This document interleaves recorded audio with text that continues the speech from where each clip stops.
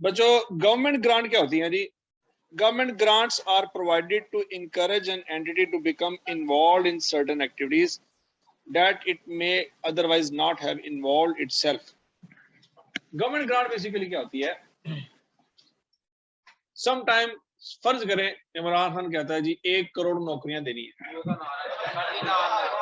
चलो जी नहीं सर नहीं, चलो जी ऐसे करें, चलो जी किसी पैरेलल यूनिवर्स में, ठीक है जी किसी पैरेलल यूनिवर्स में एक मुल्क के अंदर एक हुक्मरान ने कहा कि 1 करोड़ नौकरियां देंगे, ठीक है जी, वेरी गुड। अच्छा, अब पॉइंट ये है कि 1 करोड़ नौकरियां गवर्नमेंट नहीं दे सकती, सीधी सी बात है। गवर्नमेंट क्या कर सकती है? गवर्नमेंट प्राइवेट सेक्टर को कह सकती है कि भाई आप लोग मजीद हायरिंग करें। बात में लगी? गवर्नमेंट पेप्सी कंपनी को कह सकती है, गवर्नमेंट कोका कोला को कह सकती है, गवर्नमेंट पैकेजेस को कह सकती है, यूनिलीवर को कह सकती है, ये बैंकों को कह सकती है कि आप मजीद बंदे हायर करें, आप अपने जो है लेबर फोर्स को बढ़ाएं। तो वो कहते हैं कि सर हम लेबर को कैसे बढ़ाएं, हमारे पास स्किल्ड बंदा ही नहीं है मार्केट में। ठीक हो गया? तो गवर्नमेंट कहती है कि यार स्किल बंदा नहीं है तो फिर आप उनको ट्रेनिंग दें। वो कहते हैं यार हम पागल हैं, हम ट्रेनिंग दें, हम क्यों ट्रेनिंग दें जब हमारे पास हमारे हिसाब से बंदा पूरा है, तो हम क्यों ट्रेनिंग दें? गवर्नमेंट कहती है कि यार समझने की कोशिश करो, आप उनको ट्रेनिंग दो, जो खर्चा आएगा वो हम बेयर कर लेंगे। तो अब तो फिर लोग सुनेंगे ना कि जब गवर्नमेंट पैसे देने की बात करेगी तो फिर कंपनियां थोड़ा सा अलर्ट हो जाएंगी। कंपनियां कहेंगी ठीक है यार हम ट्रेनिंग देते हैं, आप हमें पैसे दे दें। इससे लोगों में क्या आएगा? स्किल्स डेवलप हो जाएंगे। स्किल्स डेवलपमेंट हो जाएंगे तो कल को इंडस्ट्री ग्रो भी कर सकती है। सबसे बड़ा मसला किसी लेबर को हायर ना करने का ये होता है कि कोई भी कंपनी जब इंटरव्यू करती है तो सबसे पहले क्या पूछती है कि आपके पास रिक्वायर्ड एक्सपीरियंस कितने साल का है, और बंदा कहता है कि कोई एक्सपीरियंस नहीं है, तो वो बंदा फारग हो जाता है। तो गवर्नमेंट कहती है कि यार इनको स्किल्स प्रोवाइड किए जाए। अब स्किल्स ऐसी चीज होती है जो क्लासेस में कभी नहीं आती। एक मशीन कैसे चलानी है, मशीन कैसे ऑफ करनी है, मशीन से आउटपुट कैसे लेना है, मशीन में इनपुट कैसे ऐड करना है, ये चीजें कभी क्लास में समझ नहीं आ सकती। जब तक आप फिजिकली प्रैक्टिकली उन चीजों को खुद करके नहीं देखेंगे तब तक नहीं समझ आएंगे। ठीक हो गया? और ये बात प्रैक्टिकली है, गवर्नमेंट को भी पता है इस बात का कि यार जब तक कोई बंदा फैक्ट्री में जाके फिजिकली चीजें प्रोड्यूस नहीं करेगा उस वक्त तक उसको बात समझ नहीं आ सकती। किताबों में जो मर्जी उसको पढ़ाते हैं उसको नहीं कख भी पढ़ने नहीं पड़ता। ठीक है जी? तो गवर्नमेंट कहती है प्राइवेट सेक्टर को कि आप इनको ट्रेनिंग दें, अगर आप इसको कल हायर कर लेंगे अच्छी बात है, नहीं भी करेंगे तो ये कहीं ना कहीं इनको जॉब मिल जाएगी। क्योंकि एक तरफ से कंपनियां कह रही है हमारे पास स्किल्ड वर्कफोर्स नहीं है, और एक तरफ से लेबर कह रहे हैं कि हमारे पास जॉब नहीं है, इन दोनों का मसला हल हो जाएगा। तो गवर्नमेंट क्या कर रही है? इंसिस्ट कर रही है, इनकरेज कर रही है कंपनियों को वो काम करने के लिए जो पहले कंपनियों ने सोचा नहीं था। ये बात समझ आई? और may even be used to discourage certain activities. कुछ एक्टिविटीज हैं जिसको डिस्करेज भी किया जाता है। फॉर एग्जांपल इंटरव्यू में रिजेक्शन, इंटरव्यू में रिजेक्शन होती है, हर कंपनी के अंदर इंटरव्यू होता है और बच्चा रिजेक्ट हो जाता है। तो इस तरह की हरकतों को डिस्करेज किया जाएगा अगर बच्चे के पास रिक्वायर्ड स्किल्स होंगे। It is often provided to assist business in starting up. शुरू में कंपनी क्या करती है, स्टार्टअप अगर उसने शुरू में लॉन्च किया है अपना एक बिजनेस, तो गवर्नमेंट उसको एक प्लेटफॉर्म प्रोवाइड करती है। गवर्नमेंट कहती है कि इस तरह से करो कि फलां हमारा एक इदारा है, तो जाओ अपना आइडिया पेश करो, उस इदारे में हम अपने इन्वेस्टर भेजेंगे, इन्वेस्टर आपका आइडिया सुनेंगे, आइडिया अगर उनको अच्छा लगा तो आपको पैसा दे देंगे। आपके पास पैसा नहीं है, आपके पास आइडिया है, पैसा नहीं है। अगर आप आइडिया शेयर करो, लोग अपना पैसा इन्वेस्ट करेंगे और आपको जो काम 10 साल तक, जहां 10 साल में आपने जहां तक पहुंच रहे हैं ना, शायद आप वो 10 महीने में पहुंच जाए, क्योंकि आपके पास कैपिटल नहीं है। कैपिटल आपको लोग प्रोवाइड कर देंगे। तो गवर्नमेंट इस तरह का प्लेटफॉर्म बना सकती है। This obviously benefit the business but also benefit the government through creation of jobs and thus a larger base of tax payers. जब लोगों के पास जॉब आएगी तो गवर्नमेंट को से क्या फायदा होगा? गवर्नमेंट के टैक्स पेयर में इजाफा हो जाएगा। स्टोरी समझ आ रही है? सब लोगों की विन विन सिचुएशन है यहाँ पे। There are two types of grants. Government दो तरह की ग्रांट देती है। ग्रांट रिलेटेड टू इनकम, खर्चों की कंपनसेशन के तौर पे अगर पैसा दिया जाएगा उसको क्या कहेंगे? Grant related to income. मतलब ट्रेनिंग कॉस्ट आनी है 50,000, गवर्नमेंट कहती है मैं आपको 40,000 नया दे रही थी, तो खर्चों को कंपनसेट कर रही है गवर्नमेंट। खर्चे 10 साल के लिए नहीं होंगे, डेफिनेटली साल 1.5 साल के लिए होंगे। तो वो ग्रांट क्या बन जाएगी, रिलेटेड टू इनकम। और अगर कोई एसेट बाय करने में गवर्नमेंट फैसिलिटेट करेगी तो वो ग्रांट रिलेटेड टू एसेट बन जाएगी। फॉर एग्जांपल, गवर्नमेंट कहती है कि एक्सपोर्ट को बढ़ाएं, लोकल मैन्युफैक्चरर कहते हैं कि एक्सपोर्ट को कैसे बढ़ाएं, हम जो चीज बनाते हैं वो इस क्वालिटी की नहीं है कि जब यूरोप में जाए तो लोग हमारी क्वालिटी वाली चीजें बाय करें। तो गवर्नमेंट पूछती है कि मसला क्या है, क्वालिटी क्यों नहीं इंप्रूव हो सकती, तो कहते हैं हमारे पास लोकल मैन्युफैक्चर प्लांट लगा हुआ है। तो फिर गवर्नमेंट पूछती है कि भाई आप यूरोप से या जापान से या थाईलैंड से या मलेशिया से जहां पे प्लांट अच्छा बनता है वहां से मंगवा लो। फिर कंपनी वाले कहते हैं कि सर हम वहां से मंगवा तो लें, लेकिन जब कराची में प्लांट उतरता है तो आपके कस्टम वाले और एक्साइज वाले बैठे हुए हैं, वो टैक्स इतना ज्यादा लेते हैं कि हमें दुगने से ज्यादा वहां पे पेमेंट करनी पड़ जाती है। तो गवर्नमेंट को समझ आ जाती है कि यार अगर एक्सपोर्ट को प्रमोट करना है तो क्या करना होगा, हमें अपने इंपोर्ट के ऊपर जो प्लांट और मशीनरी आ रही है उस पे टैक्सेस को खत्म करना होगा। गवर्नमेंट क्या करती है, कहती है ठीक है जी हम इंपोर्ट ड्यूटी खत्म करते हैं, हम एक्साइज ड्यूटी खत्म करते हैं, आप प्लांट परचेज करें।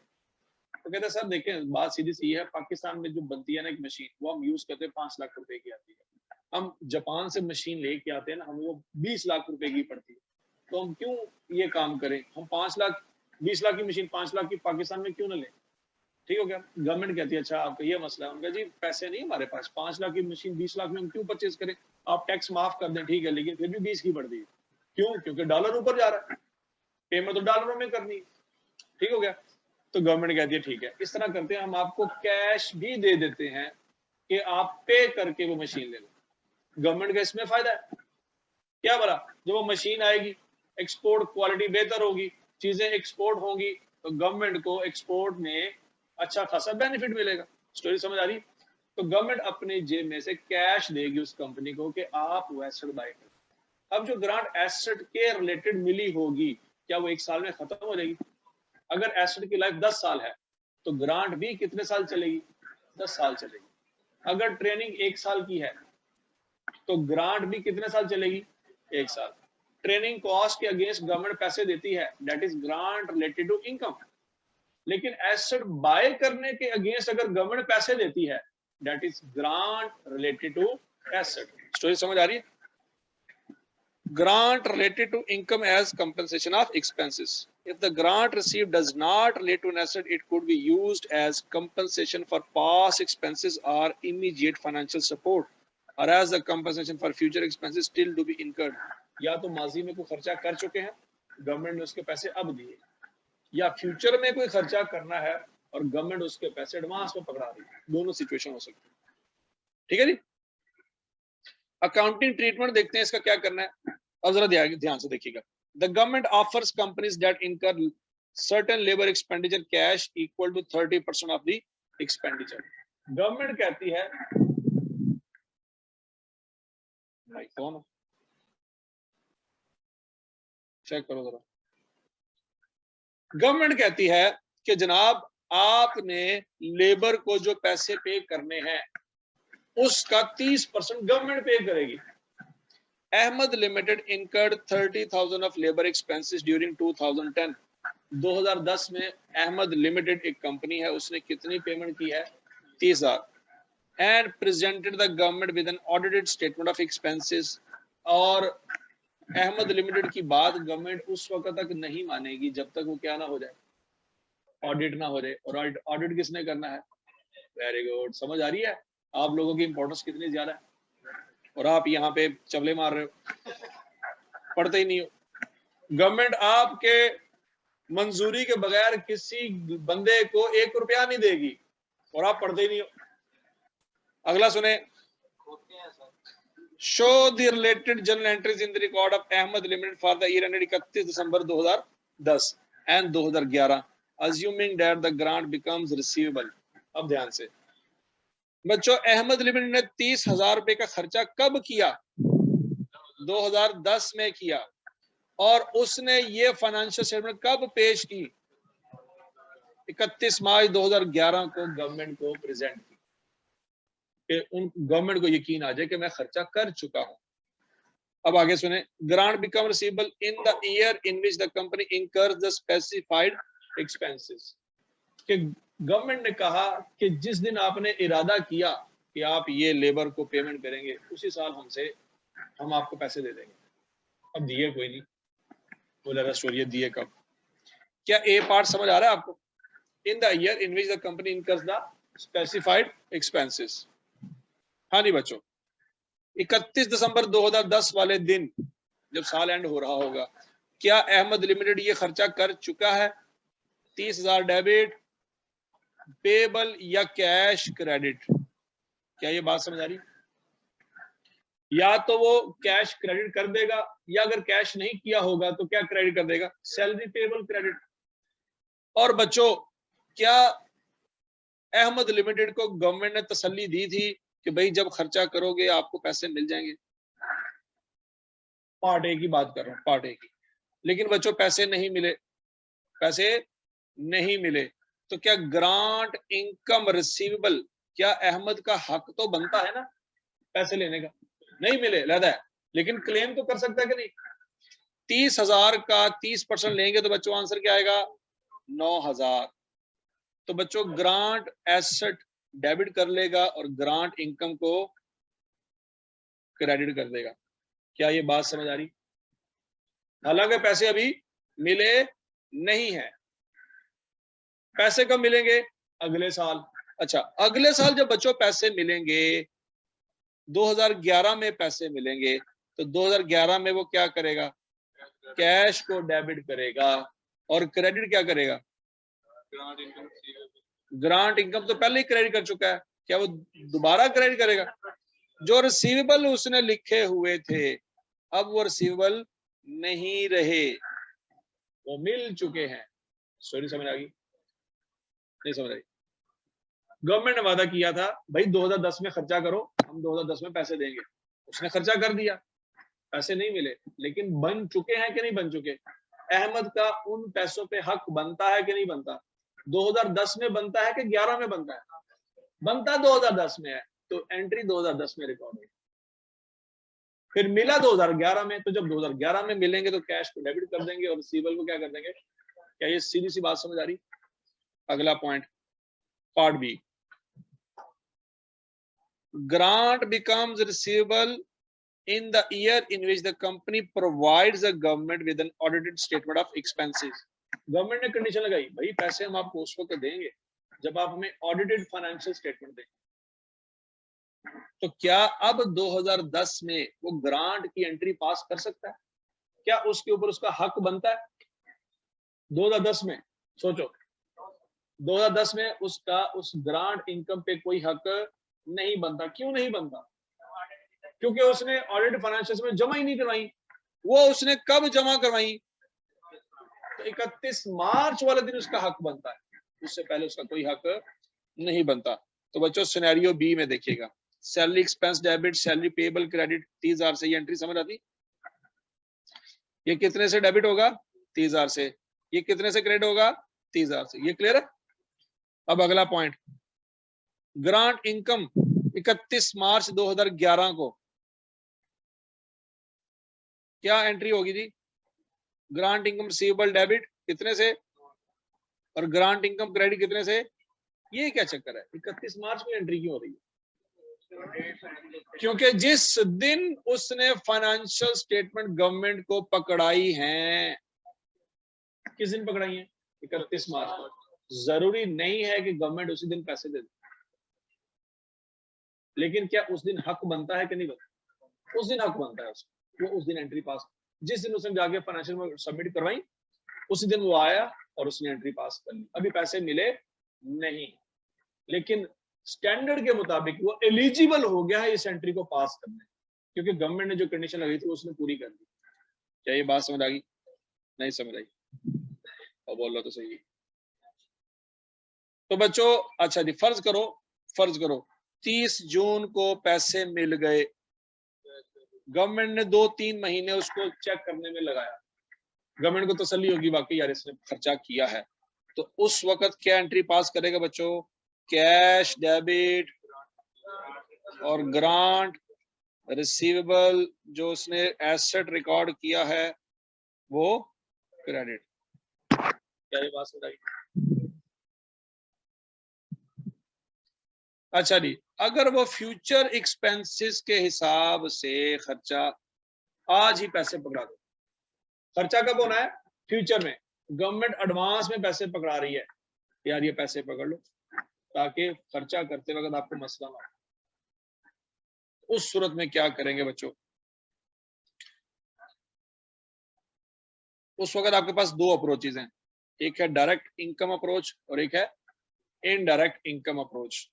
डायरेक्ट इनकम अप्रोच कहती है the grant is credited grant income account in other income, और इनडायरेक्ट इनकम अप्रोच कहती है the grant is credited to expenses account to which the grant relates. दोनों बातें हम समझते हैं एग्जांपल के through. The government grants a company a cash of 10,000 to contribute 10% towards 1 lakh of future wage expenditure। ध्यान से सुनिए बात। एक कंपनी है, उसको गवर्नमेंट ने कहा भाई आपका फ्यूचर में 1 लाख रुपया लेबर का खर्चा आएगा, हम उसका 10% आज ही आपको पे करते हैं एडवांस में।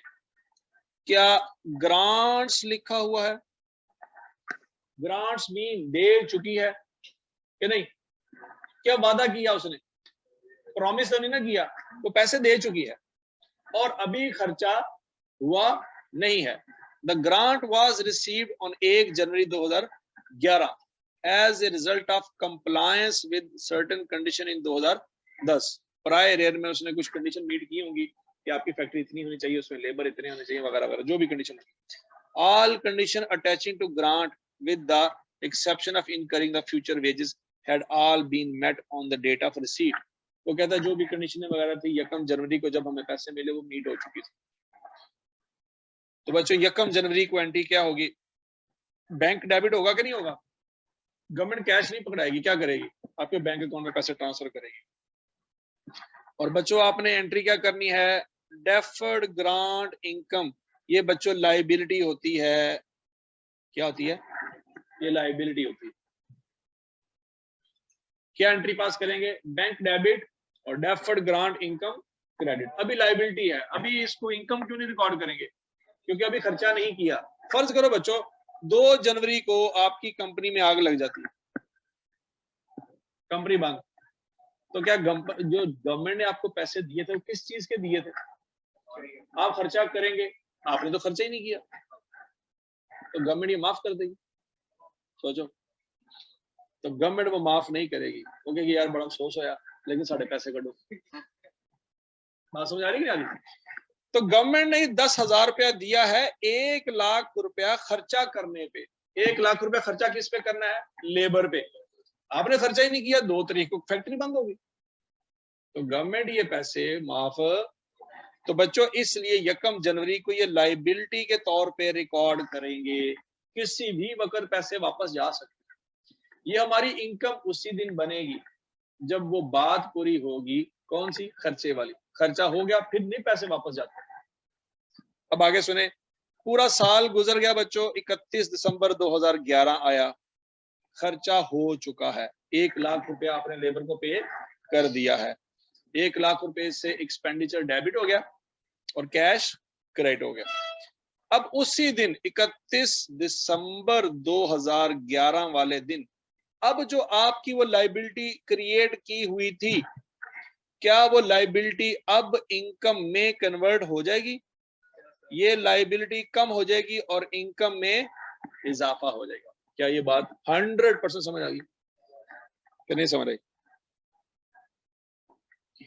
तो बच्चों इनकम स्टेटमेंट में 1 लाख रुपया अलहदा से एक्सपेंस नजर आएगा और 10,000 रुपए की इनकम अलहदा से नजर आएगी। क्या ये बात समझ आ रही? 2 लाइनें अलहदा अलहदा नजर आएंगी। क्लियर है? ये कौन सी अप्रोच है बच्चों? डायरेक्ट अप्रोच, जिसमें इनकम अलहदा और एक्सपेंस अलहदा होते हैं। जी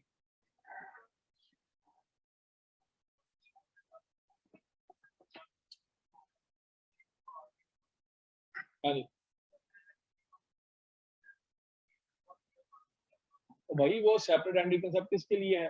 लोगों के लिए, गवर्नमेंट के लिए नहीं। गवर्नमेंट कहती है भाई तू जो कुछ भी आया साढ़े थले में ये चूना अवाम को लगाया जा रहा है। कंपनी को कौन कंट्रोल करता है? SCCP। और SCCP किसका इदारा है? गवर्नमेंट का।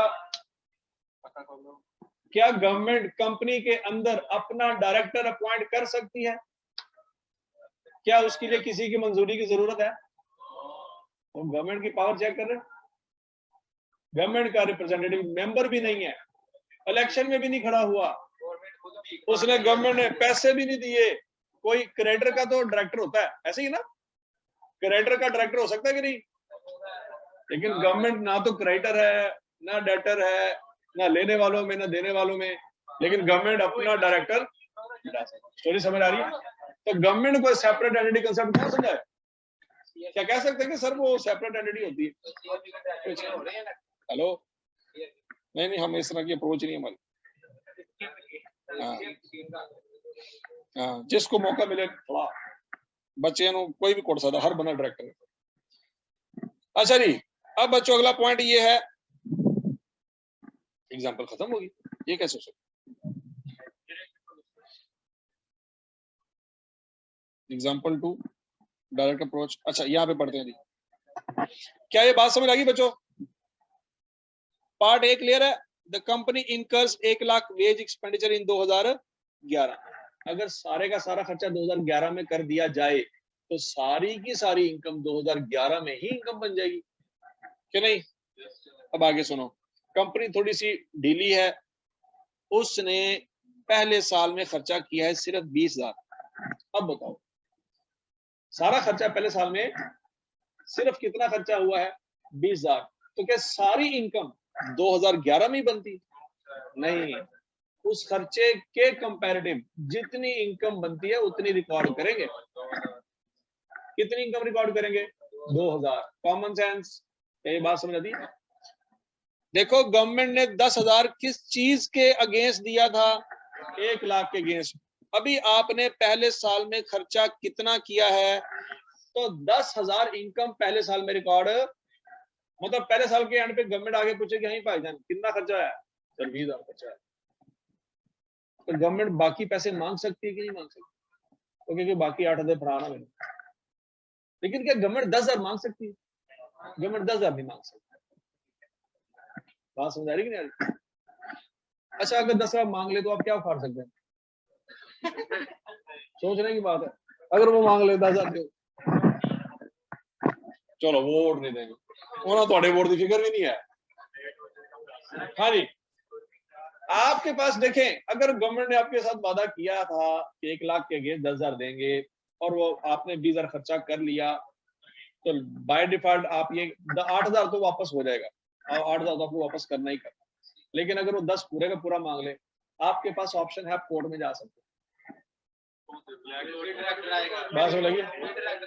आप कोर्ट में जा सकते हैं, वो डायरेक्टर आए या ना आए, आपके पास ऑप्शन है कोर्ट में जाने का। नहीं नहीं नहीं नहीं, आप देख, अगर कोर्ट गवर्नमेंट का है तो वो फिर कोर्ट रगड़ भी तो रही है ना, कभी वो MNA को बुलाया जा रहा है, कभी उसको बुलाया जा रहा है, तो कोर्ट, गवर्नमेंट केस हार जाती है कि नहीं हार जाती? सोचो जरा, आती है क्यों नहीं? केस हार जाती है। और मैं पाकिस्तानी गवर्नमेंट की गल नहीं कर रहा, गवर्नमेंट्स केस हार सकती हैं। आपकी गवर्नमेंट UK में केस हार चुकी है, कुछ जुर्माने हुए हैं गवर्नमेंट को, पता है आपको? तो केस हारे जा सकते हैं, गवर्नमेंट भी केस हार जाती है, वो कोई मसला नहीं है। वो दूसरी बात है, मीडिया पे रिपोर्ट नहीं होता। अच्छा जी, अब बच्चों दोबारा सुनो, 1 जनवरी को जब पैसे मिले क्या एंट्री पास करेंगे? Bank debit, deferred grant, credit. साल गुजर गया, कितना खर्चा किया आपने? 20,000। तो बच्चों कितनी ग्रांट इनकम रिकॉर्ड कर सकते हैं? 2,000। क्यों कर सकते हैं? प्रोपोर्शनेटली, ठीक हो गया। अगले साल खर्चा कितना हुआ? तो अगले साल इनकम कितनी रिकॉर्ड करेंगे? 8,000। क्या ये कॉमन सेंस समझ आ रही? नहीं समझ रही? Grant for future expenses, indirect approach.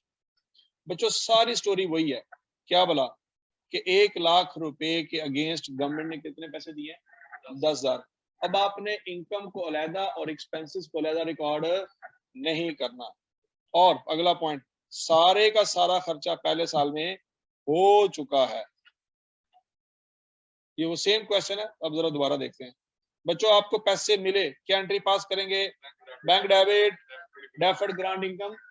हमेशा जब भी पैसे मिलेंगे लायबिलिटी रिकॉर्ड करनी है। आप साल के एंड पे सोचेंगे वो लायबिलिटी है भी कि नहीं है। अच्छा, पहले साल सारा खर्चा हो गया। अब आप पहले कौन सी एंट्री पास करते थे? डेफर्ड ग्रांट जो कि लायबिलिटी थी उसको खत्म करते थे और इनकम को क्रेडिट करते थे।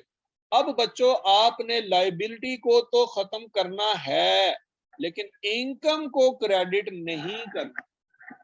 आपने अपने एक्सपेंस को कम करना। ये दूसरी अप्रोच है।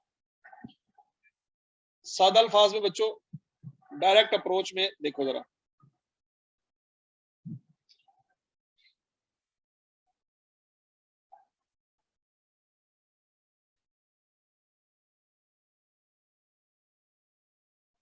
डायरेक्ट अप्रोच में क्या होगा?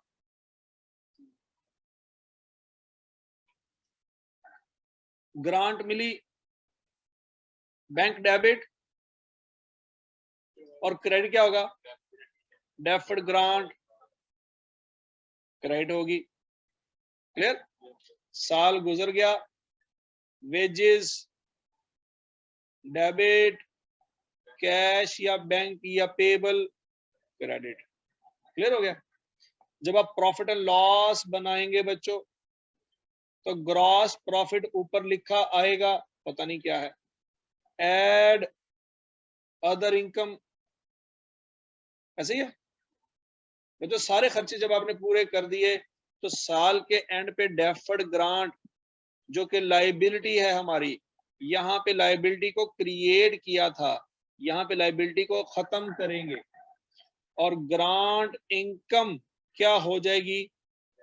क्या अब वो सारी की सारी ग्रांट हमारी इनकम बनती है? तो बच्चों ये अदर इनकम के तौर पे प्रॉफिट एंड लॉस में ग्रॉस प्रॉफिट में ऐड हो जाएगी। क्या ये बात हजम होगी? लेस अदर एक्सपेंसेस में हमारे वेजेस 1,00,000 रुपए से माइनस हो जाएंगे कि नहीं हो जाएंगे? तो बच्चों आपको नजर आ रहा है कि 2 लाइनों में ये सारा ट्रीटमेंट हो रहा है। कितनी लाइनों में? 2 लाइनों में। ये डायरेक्ट अप्रोच। डायरेक्ट अप्रोच समझ आ गई सबको? अब इनडायरेक्ट अप्रोच,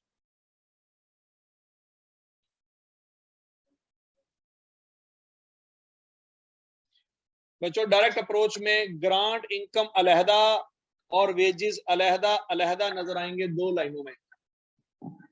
ये डायरेक्ट अप्रोच है। क्या ये बात समझ आ गई है? टोटल खर्चा हमारे प्रॉफिट एंड लॉस में कितना आएगा बच्चों? नेट करेंगे तो 90,000 का खर्चा है, सोच लो। नेट करेंगे तो 90,000 का खर्चा है। नहीं बात समझ? कैसे भला? 1,00,000 आपने पे किया है, लेकिन 10 वापस भी तो आ गया। क्लियर?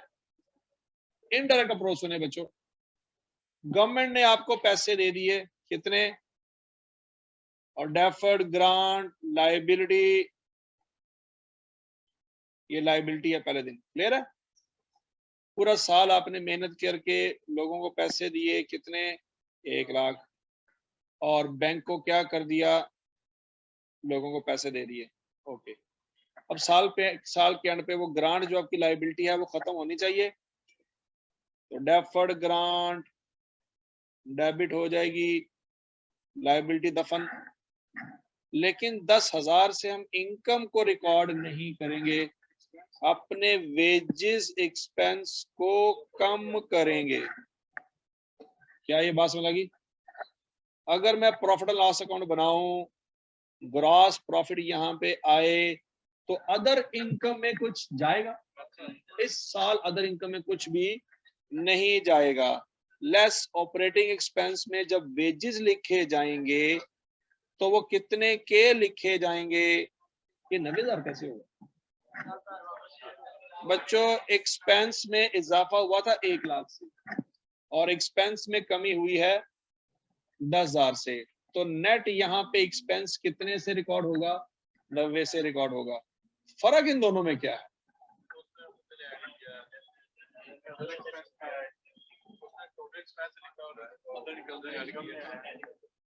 बच्चों उसमें इनकम अलहदा, एक्सपेंस अलहदा।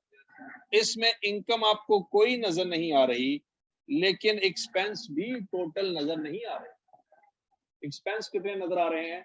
90,000 के नजर आ रहे हैं। क्या ये बात हजम हुई है? क्या ये आसान है कि मुश्किल है? आवाज नहीं आई। मुश्किल है। अच्छा जी, अच्छा जी। Grant for future expenses, indirect approach. Indirect approach का मतलब यह है बच्चों कि अभी हमने एक्सपेंसेस में से माइनस करना। जब ग्रांट को एक्सपेंसेस में से माइनस करेंगे वो कौन सी अप्रोच है? इनडायरेक्ट। अगर ग्रांट लेदा, एक्सपेंसेस लेदा, डायरेक्ट। क्लियर? अच्छा जी। पैसे कितने मिले गवर्नमेंट से? 10,000। एंट्री पहले समझ आ गई? पहले साल खर्चा कितना हुआ? 20,000। तो 10,000 में से कितनी लायबिलिटी खत्म होगी? 2,000 की लायबिलिटी खत्म होगी। तो बच्चों डेफर्ड ग्रांट इनकम हमारी लायबिलिटी कितने से कम होगी? 2,000 से। लेकिन हम इनकम नहीं रिकॉर्ड करेंगे 2,000 से, अपने एक्सपेंसेस को कम करेंगे। क्लियर है? हमारी प्रॉफिट एंड लॉस में बच्चों एक्सपेंस कितने से नजर आएगा? वो खोते हो 8,000 से। ना करो यार, ना करो। 18,000 से नजर आएगा। गौर से देखो, 20,000 का खर्चा हुआ, 2,000 का खर्चा माइनस हो गया, प्रॉफिट एंड लॉस में 18,000 का एक्सपेंस नजर आएगा। क्लियर? अगले साल हमने खर्चा कितना किया? 80,000। और कितनी हमारी लायबिलिटी जो ग्रांट वाली थी कम हो जाएगी, और वो लायबिलिटी मेरे एक्सपेंस को रिड्यूस कर देगी। 80,000 का खर्चा हुआ, 8,000 का खर्चा माइनस हो गया, तो प्रॉफिट लॉस में नेट खर्चा 72,000 का नजर आएगा। क्या ये क्लियर है?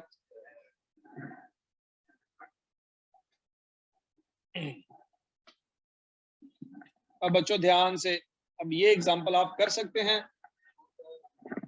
पूछते कर लो यार।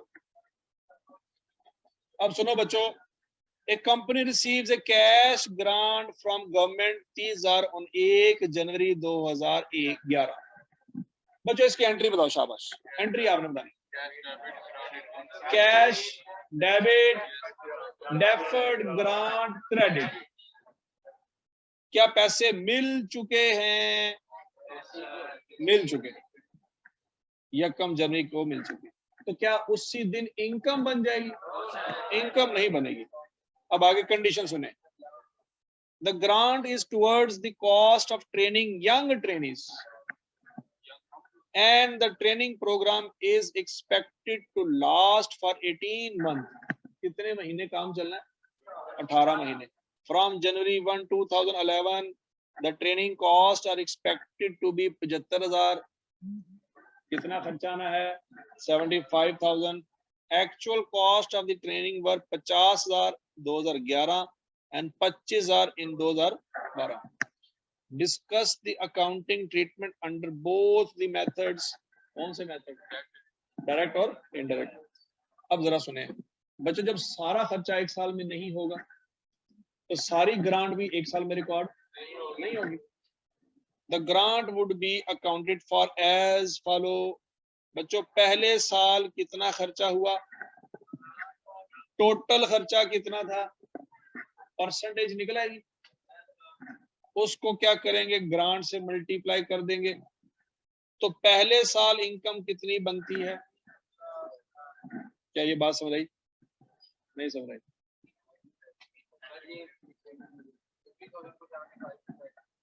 हाँ जी, पहले साल खर्चा कितना हुआ, टोटल कितना खर्चा एक्सपेक्टेड है, उतने परसेंट ही ग्रांट इनकम बन जाएगी। टोटल पैसे तो 30 मिले हैं, लेकिन इनकम 30 नहीं बनती। नहीं समझ आई? हाँ जी, नहीं टोटल क्यों ना दिया होता, क्योंकि 1.5 साल में है तो सारा खर्चा पहले साल तो हो ही नहीं सकता। और बच्चों देखो मेरी बात सुनो, अभी अभी हमने यहाँ पे पढ़ा, पहले साल 20% खर्चा हुआ था तो ग्रांट भी 20% रिकॉर्ड हुई थी। अगले साल 80% खर्चा हुआ था तो ग्रांट भी 80% रिकॉर्ड हुई थी। अब यहाँ पे टोटल खर्चा कितना है बच्चों और पहले साल खर्चा कितना हुआ है, तो परसेंटेज निकाल सकते हो। जैसे पिछले सवाल में 20 और 80 था, क्या इस सवाल में भी आप निकाल सकते हो। अब परसेंटेज कैसे निकालोगे, 50,000 डिवाइडेड बाय, ये परसेंटेज निकल आई। इसको क्या करेंगे बच्चों, 30,000 से मल्टीप्लाई कर देंगे। क्या ग्रांट हमारी पहले साल 20,000 बनती है, तो फिर अगले साल कितनी बनती है, ये जरा देखो। क्या ये 10,000 निकाला जा सकता है, 30 में से 20 माइनस कर दो सीधा सीधा, क्लियर है। अब जरा ध्यान से बच्चों, ध्यान से, जब हमें पैसे मिले, कब मिले, 2011 में, यकम जनवरी 2011 को पैसे मिले। ओके, यकम जनवरी 2011 को बच्चों पैसे मिले, साल के शुरू में मिले, साल के उस साल के एंड तक। ये बैलेंस शीट कब बनती है, साल के एंड में के शुरू में, एंड पे बनती है, ये याद रखना है। चलो पहले ना हम इनकम स्टेटमेंट की बात कर लेते हैं बच्चों। पहले साल ट्रेनिंग कॉस्ट कितनी आएगी, 50,000। इनकम कितनी आएगी, तो नेट नुकसान कितना बनता है, 30, ऐसे ही है। अगले साल ट्रेनिंग कॉस्ट कितनी आएगी, 25, और इनकम ग्रांट इनकम 10, नेट खर्चा 15 का बनता है, ऐसे ही। आपने बैलेंस शीट में भी कुछ लिखना होता है बच्चों। पहले साल क्या सारी की सारी ग्रांट इनकम में कन्वर्ट हो गई, नहीं हुई। क्या कुछ रह गई है, और वो जो ग्रांट रह गई है बच्चों, क्या वो करंट लायबिलिटी है, वो करंट लायबिलिटी क्यों है, एक साल के आगे, क्या ये वो लायबिलिटी है जो अगले साल खत्म हो जाएगी, तो वो लायबिलिटी जो अगले साल खत्म हो जाए उसको करंट लायबिलिटी कहते हैं कि नॉन करंट। क्या हमने बोरिंग कॉस्ट पढ़ी हुई है, बोरिंग कॉस्ट का पहला लेक्चर याद करो बच्चों। मैंने आपको यही सिखाया था कि लोन को दो हिस्सों में डिवाइड करते हैं, current portion of long term loan और non current portion of long term loan. वही काम यहाँ पे करेंगे। अगर ग्रांट जिस साल मिली है उस साल सारी यूटिलाइज ना हुई, जिस साल ग्रांट मिली है उस साल अगर सारी यूटिलाइज ना हुई तो वो लायबिलिटी है। तो लायबिलिटी है तो फिर आप देखेंगे कहाँ पे रिकॉर्ड करेंगे, करंट में के नॉन करंट में। अगर ग्रांट अगले साल यूज हो जाएगी तो फिर करंट है, लेकिन ग्रांट अगले 3 सालों में यूज होगी तो अगले साल वाली करंट है, बाकी 2 सालों वाली नॉन करंट है। क्या ये बात समझ आ गई। अच्छा जी, ग्रांट रिलेटेड टू एसेट्स बच्चों। ग्रांट रिलेटेड टू एसेट, दो तरह के एसेट होते हैं, मॉनिटरी और नॉन मॉनिटरी। इतना आसान है, इसमें करना क्या है, नींद आ रही, आज पहले दिन समझ आ रही है, बाकी सारा दिन समझ आती है, क्लास में नहीं आती। वेरी गुड, शाबाश। अच्छा जी, चलो 10-15 मिनट और से फिर खत्म। आज जुम्मा नहीं सर, पहले दिन ही जुम्मा। अच्छा जी,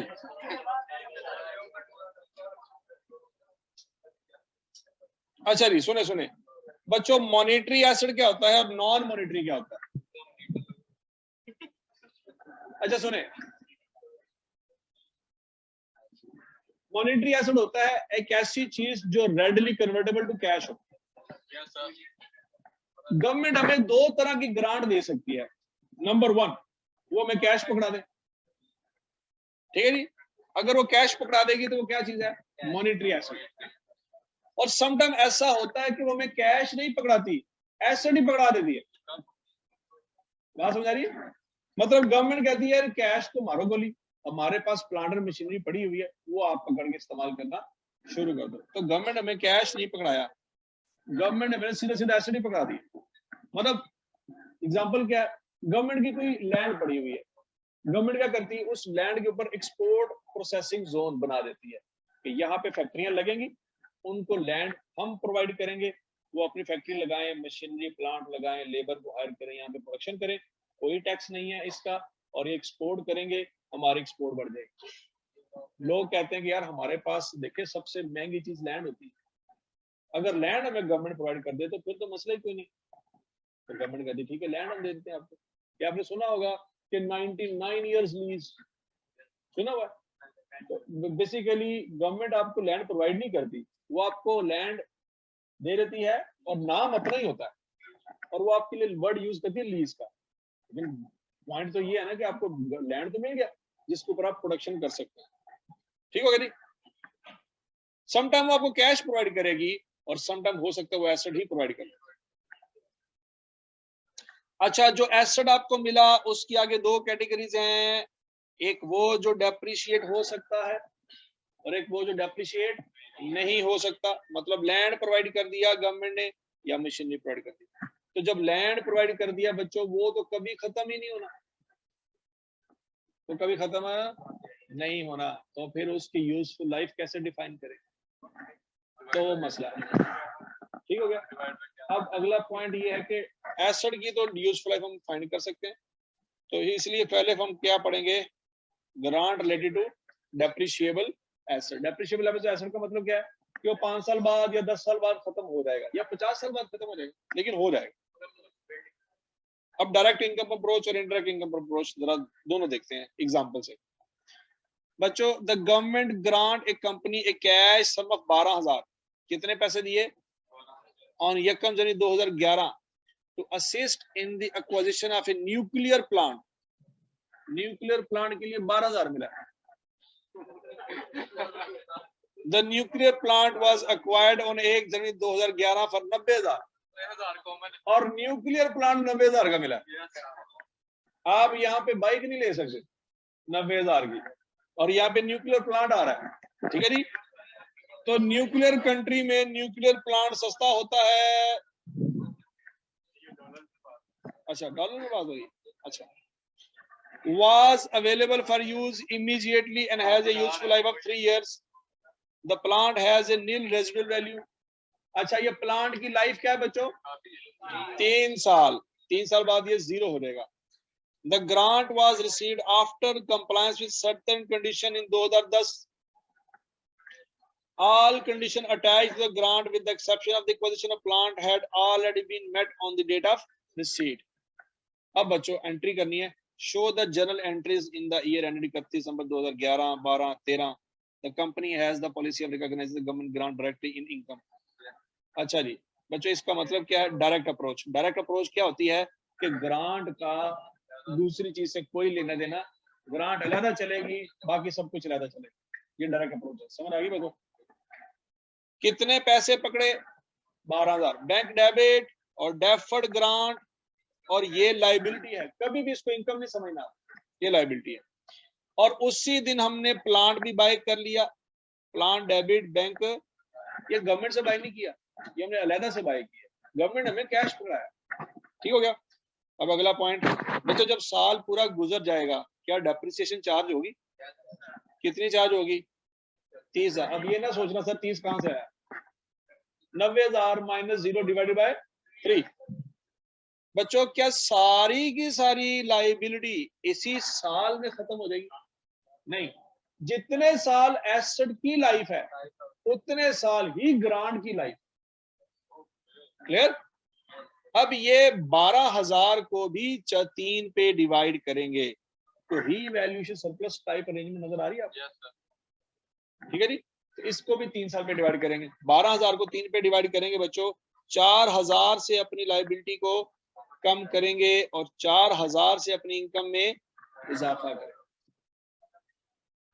नहीं यार, ये लो यार, क्लियर हो गया? अगला साल जब गुजर जाएगा, क्या अगले साल दोबारा प्लांट बाय करेंगे? अगले साल के एंड पे क्या डेप्रिसिएशन चार्ज होगी? कितने से? 30,000 से डेबिट, एक्यूमुलेटेड डेप्रिसिएशन 30,000 से। और बच्चों, अगले साल के एंड पे 4,000 रुपए से मजीद इनकम क्रेडिट होगी। लायबिलिटी क्या हो जाएगी और इनकम में क्या हो जाएगा? इजाफा। क्लियर? और तीसरे साल के एंड पे बच्चों मजीद डेप्रिसिएशन चार्ज होगी और इसी तरह से लायबिलिटी भी कम हो जाएगी, इनकम में इजाफा हो जाएगा। एक तरफ से एसेट खत्म हुआ, दूसरी तरफ से ग्रांट खत्म हुआ। क्या ये बात 100% क्लियर है? yes, example number 5। बच्चों गवर्नमेंट ने पैसे पकड़ाए 12,000 से बैंक डेबिट और डेफर्ड ग्रांट क्रेडिट। क्लियर हो गया? अब जरा ध्यान से, अब इनडायरेक्ट अप्रोच है, इनडायरेक्ट अप्रोच है, ध्यान से। हमने प्लांट बाय किया, कितने का आया? ये स्टोरी वही है जो पीछे पढ़ रहे हैं। प्लांट डेबिट किया 90,000 का, बैंक क्रेडिट किया 90,000 का। बच्चों पहले दिन ही सारी की सारी ग्रांट एसेट की कॉस्ट में से माइनस करना। ले लिया। अब जरा ध्यान से सुनो, ओए हौसला तो करो। देखो कॉमन सेंस यूज करनी है, कॉमन सेंस। 90,000 का प्लांट, 90,000 का प्लांट कंपनी को कितने का पड़ा? क्या 90,000 का प्लांट वाकई कंपनी को 90 का पड़ा है? कितने का पड़ा है? 78 का पड़ा है। तो सादा अल्फाज में बच्चों हम अपने प्लांट को 78 पे रिकॉर्ड करें। सारी ग्रांट एसेट की कॉस्ट में से नेट होके हम अपने प्लांट को किस पे रिकॉर्ड करेंगे? 78 पे। 90 में से 12 माइनस कर दो, क्या आ जाएगा? और 78,000 3 सालों में डिवाइड होगा तो 26,000 की डेप्रिसिएशन आएगी। अब कोई ग्रांट वाली स्टोरी चलेगी? कौन सा मेथड आसान है? सोच लो। इनडायरेक्ट, इनडायरेक्ट आसान है। क्यों? पहले दिन ही सारी ग्रांट एसेट की कॉस्ट में से नेट कर दो, एसेट की वैल्यू डाउन होगी, उसको डिप्रिशिएट करते रहो। बैलेंस शीट की क्रेडिट साइड पे ना नॉन करंट लायबिलिटी की बात आनी है ना करंट लायबिलिटी, सिर्फ एसेट रिकॉर्ड होगा। क्लियर है बच्चों? ये आपने अच्छी तरह से याद रखना है। बच्चों एन अदर एग्जांपल लिखी है, ये आपने करनी है पेज नंबर 9 पे। हाँ जी मैंने व्हाट्सएप कर दिए। पेज नंबर 9 पे अनदर एग्जांपल है, कर लोगे? वो सेंड कर देता भाई, कर देता। चेक तो कर व्हाट्सएप, व्हाट्सएप चेक कर। और जो मैं 2 एंट्रियां पास की थी। अच्छा चलो ठीक है, मैं कर। पेज नंबर 9 पे एग्जांपल है, वो करनी है आपने।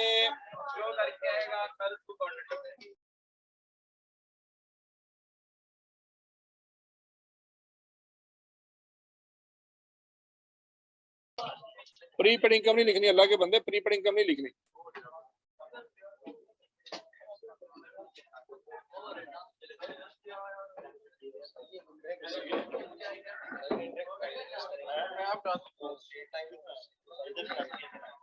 आपकी डेप्रिसिएशन कम आएगी, डेफिनेटली कम आएगी, लेकिन वो डेप्रिसिएशन उतनी ही आएगी जितनी डायरेक्ट मेथड में डेप्रिसिएशन ज्यादा आती है, लेकिन इनकम माइनस होती है तो वो भी नेट उतनी बनती है। इसमें भी डेप्रिसिएशन उतनी ही बनती है, उसमें भी 26 बनती है, इसमें भी 26 ही बनती है। ठीक है ना?